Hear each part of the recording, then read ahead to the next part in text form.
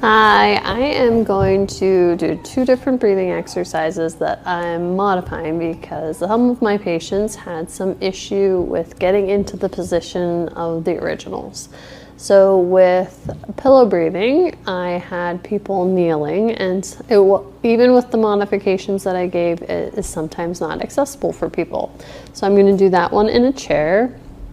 And then mermaid breath can sometimes be difficult for people that are in acute amount of pain, but it's really good to open up the side of the body for a lot of different things, back pain being one of them, SI joint pain being another, and also people that are suffering and trying to rehab diastasis recti, which is the separating of the abdomen. So we'll go over modifications for those 2, and once those get easier, maybe a little more accessible, then you can try the originals. So I have a bolster instead of a pillow, but you can use a pillow at home, and I have a chair. So we're going to sit in the chair.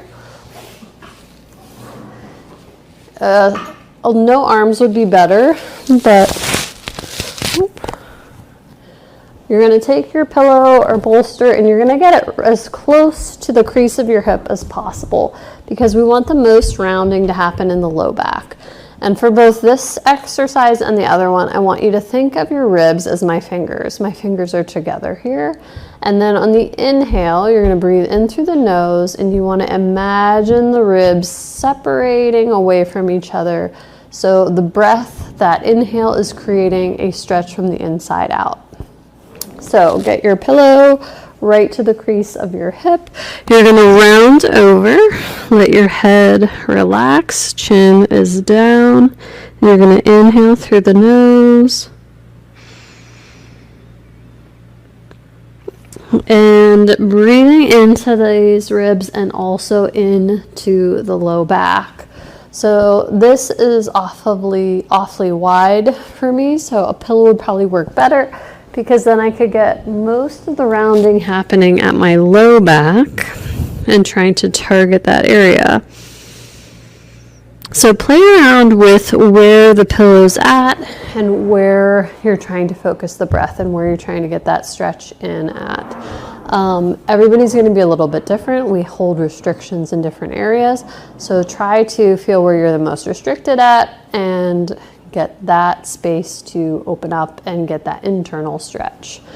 For the modification of a mermaid breath, mermaid, we have the legs off to one side, and for this, and if that's not accessible to have the legs off to one side, we're going to just sit like we would in a chair.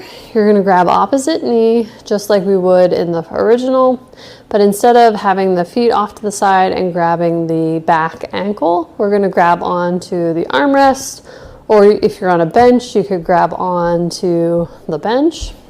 So I'm going to scoot to the edge of my chair. We're rounding ourselves, so we're tucking the chin down and rounding this part of the back. So we want to feel the opening happening on this opposite side. So tucking the chin, leaning away, and we're going to inhale through the nose. And I want you to feel the stretch in through here. And you can play around with how you make that C shape with this side of the body.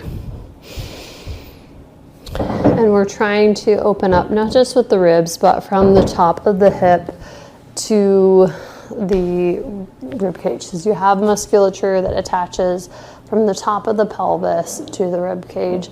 And we want to stretch that as well. So you would do the same thing on the other side, grabbing the knee, rounding the body, trying to get that stretch along the lateral side. So when you open up that lateral space, which sometimes is very restricted for us because we tend to do a lot of forward unilateral movements, and that can help give the pressure somewhere else to go rather than out on the front where your separation in your abdomen is, or down on your pelvic floor. So either issue can be really helped by getting that good expansion of the rib cage.